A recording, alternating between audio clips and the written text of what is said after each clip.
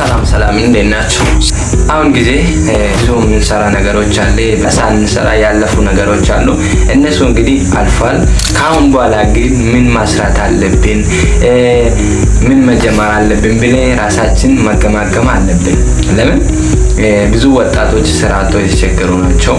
እናንተም የሚታው ሰዎች ምናልባት ስራ ከሌላችሁ ወይ ደግሞ ስራ አጥታችሁ የቸገራችሁ እንደዚህ ትምህርት የሚሆን ጨርሳችሁ የምታደርጉ ነገር የጠፋባችሁ ሰዎች እናንተን ይመለከታል ብዬ አስባለሁ። ለምን እኔም እናንተ ውስጥ አንድ ነኝ።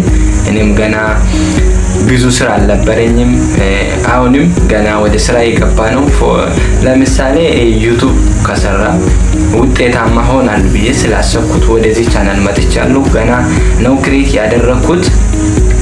ያው እንደሚታውቁት ብዙ ሰው በዩቲዩብ በቲክቶክ ብዙ ነገር በሶሻል ሚዲያ ህይወት ለወጤ ስለሆነ ብዙ ነገር የተሳካ ስለሆነ እኛም ደግሞ እነዚህ ውስጥ አንድ ሆነን ማስራት እንዳለብን ነው የተሰማኝ።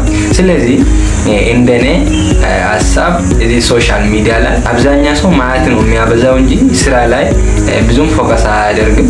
ይሄ ደግሞ የኛን ህይወት እንድንጎዳ ወይም ደግሞ የኛ የተጎዳ ነው ማለት ነው። ስለዚህ ማለት ብቻ ሳይሆን ማዳመጥ ብቻ ሳይሆን የተሰማን እያየን ወደ ስራ ተቀይረን የራሳችን ላይ ማስራት እንዳለብን ነው የተሰማን። ለምን ብዙ ጊዜ ካያችሁት ቲክቶክ ላይ ጊዜያችን እናጠፋለን፣ ዩቲዩብ ላይ ጊዜያችን እናጠፋለን።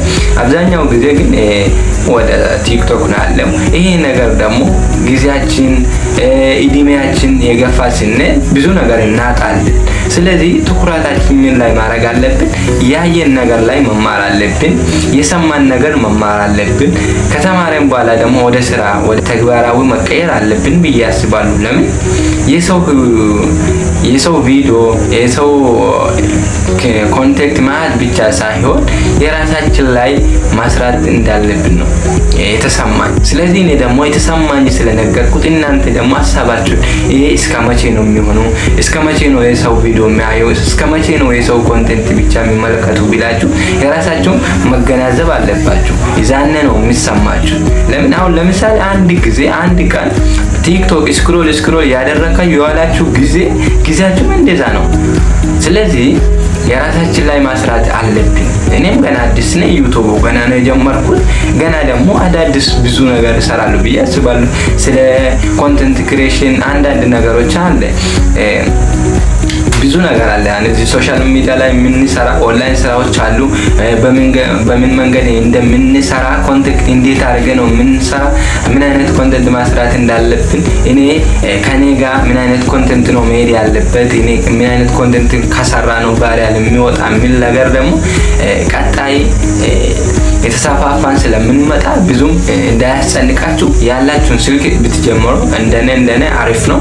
ለምን ዛሬ ያልጀመራችሁ ዝም ብላችሁ ያያችሁ ላይ ያላችሁት ነገ መቆጨቱ ስለማይቀር ጊዜያችሁ ሳላልፋችሁ እንድትሰሩ ነው። ስለዚህ እኔም እየሰራው ነው፣ ገና የጀመርኩ ነው። ብዙ ነገር አለ፣ ኦንላይን ስራ ብዙ ነገር አለ፣ ስለ ኮንቴንት ብዙ ነገር አለ። ቲክቶክ ላይ ማስራት እንችላለን፣ ዩቲዩብ ላይ ማስራት እንችላለን።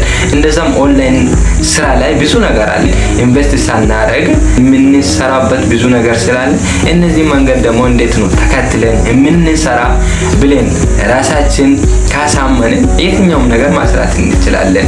ስለዚህ አደራችሁ እኔ የሚላችሁ ባላችሁ ጊዜ በአግባቡ እንዲጠቀሙ ነው። ለምን ገና ደግሞ አዳዲስ ነገር ስለሚመጣ ያ ጊዜያችን ደግሞ ተጠቀመን ያ አዲስ ነገር ሲመጣ እኛም እንደ አዲሱን ቶሎ ስንጀመር ደግሞ ውጤታማ ወይ የተሳካ ስለሚሆን ማለት ነው። ብዙ ሰው ገንዘብ ያስፈልጋል።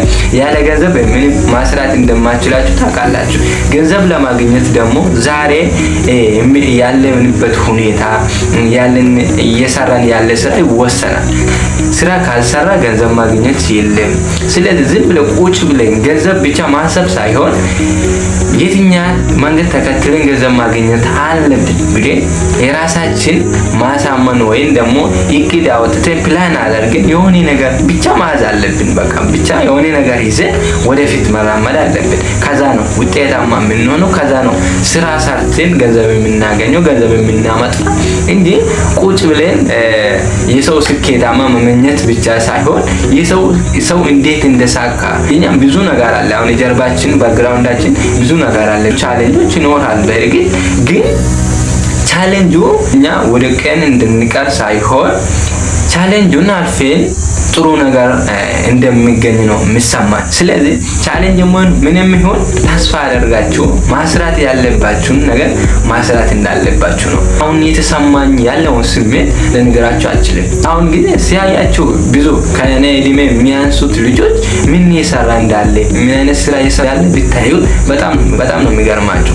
ስለዚህ እናንተም ወደዚህ ስራ እንድትገቡ ነው የጋብዛችሁ። ቀጣይ ቪዲዮ ደግሞ የእናንተ ይሆናል ብዬ የሚያስቡት ቪዲዮ ይመጣሉ። እናንተ እስከዛ ደግሞ ይሄ ቪዲዮ ሰብስክራይብ እና ላይክ ያደረጋችሁ እንድታበረታቱኝ እንድታግዙኝ ይፈልጋሉ።